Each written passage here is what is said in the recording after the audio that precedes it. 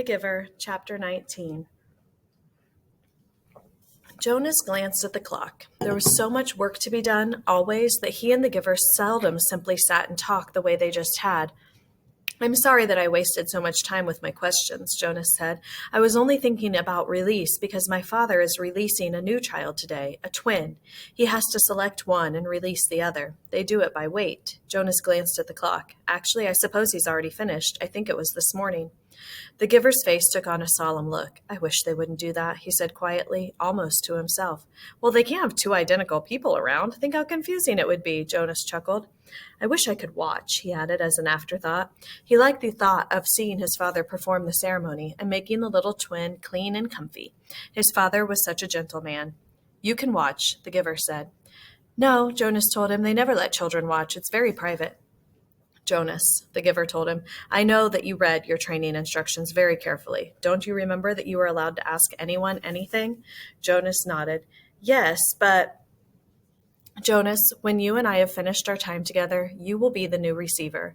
You can read the books, you'll have the memories, you have access to everything. It's part of your training. If you want to watch the release, you simply have to ask." Jonas shrugged. "Well, maybe I will then, but it's too late for this one. I'm sure it was this morning." The Giver told him, then, something he had not known. "All private ceremonies are recorded. They're in the Hall of Closed Records. Do you want to see this morning's release?" Jonas hesitated. He was afraid that his father wouldn't like it if he watched something so private. "I think you should," the Giver told him firmly. "All right then," Jonas said. "Tell me how." The Giver rose from his chair, went to the speaker on the wall, and clicked the switch from off to on. The voice spoke immediately. "Yes, receiver, how may I help you?" "I would like to see this morning's release of the twin." "One moment, receiver. Thank you for your instructions." Jonas watched the video screen above the row of switches. Its blank face began to flicker with zigzag lines. Then some numbers appeared, followed by the date and time. He was astonished and delighted that this was available to him and surprised that he had not known. Suddenly he could see a small windowless room, empty except for a bed, a table with some equipment on it. Jonas recognized a scale. He had seen them before when he'd been doing volunteer hours at the nurturing center, and a cupboard. He could see pale carpeting on the floor. "It's just an ordinary room," he commented. "I thought maybe they'd have it in the auditorium so that everybody could come. All the old go to ceremonies of release, but I suppose that when it's just a newborn, they don't—" "Shh," the Giver said, his eyes on the screen. Jonas's father, wearing his nurturing uniform, entered the room, cradling a tiny new child wrapped in a soft blanket in his arms. A uniformed woman followed through the door, carrying the second new child wrapped in a similar blanket. "That's my father," Jonas found himself whispering, as if he might wake the little ones if he spoke aloud. "And the other nurturer is his assistant. She's still in training, but she'll be finished soon." The two nurturers unwrapped the blankets and laid the identical newborns on the bed. They were naked. Jonas could see that they were males. He watched, fascinated, as his father gently lifted one and then the other to the scale and weighed them. He heard his father laugh. "Good," his father said to the woman. "I thought for a moment that they might both be exactly the same. Then we'd have a problem. But this one," he handed one, after rewrapping it to his assistant, "is 6 pounds even. So you can clean him up and dress him and take him over to the center." The woman took the new child and left through the door she had entered. Jonas watched as his father bent over the squirming new child on the bed. "And you, little guy, you're only 5 pounds 10 ounces, a shrimp." "That's the special voice he uses with Gabriel," Jonas remarked, smiling.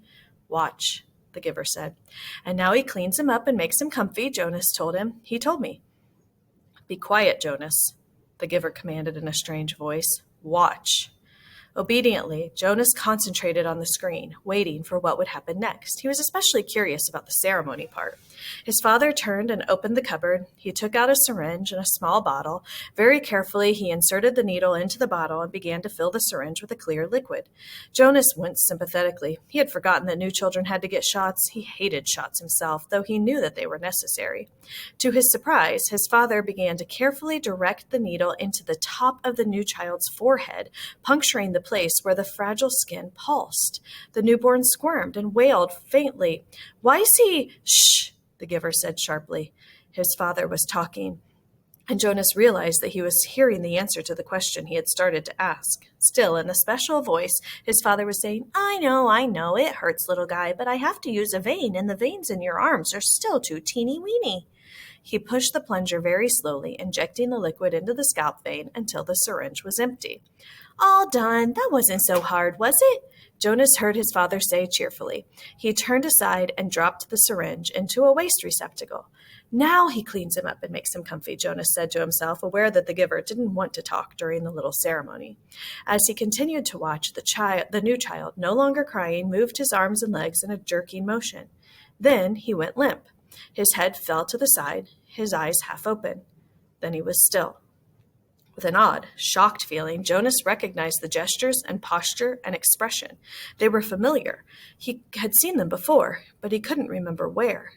Jonas stared at the screen, waiting for something to happen, but nothing did. The little twin lay motionless. His father was putting things away, folding the blanket, closing the cupboard. Once again, as he had on the playing field, he felt the choking sensation. Once again, he saw the face of the light-haired, bloodied soldier as life left his eyes. The memory came back. He killed it. My father killed it, Jonas said to himself, stunned at what he was realizing. He continued to stare at the screen numbly. His father tidied the room. Then he picked up a small carton that lay waiting on the floor, set it on the bed, and lifted the limp body into it. He placed the lid on tightly. He picked up the carton and carried it to the other side of the room. He opened a small door in the wall. Jonas could see darkness behind the door. It seemed to be the same sort of chute into which trash was deposited at school. His father loaded the carton containing the body into the chute and gave it a shove. Bye-bye, little guy, Jonas heard his father say before he left the room. Then the screen went blank. The giver turned to him. Quite calmly, he related. When the speaker notified me that Rosemary had applied for release, they turned on the tape to show me the process. There she was, my last glimpse of that beautiful child, waiting. They brought in the syringe and asked her to roll up her sleeve. You suggested, Jonas, that perhaps she wasn't brave enough? I don't know about bravery, what it is, what it means. I do know that I sat here, numb with horror, wretched with helplessness, and I listened as Rosemary told them that she would prefer to inject herself. Then she did so. I didn't watch. I looked away. The giver turned to him. Well, there you are, Jonas. You were wondering about release, he said in a bitter voice. Jonas felt a ripping sensation inside himself, the feeling of terrible pain clawing its way forward to emerge in a cry.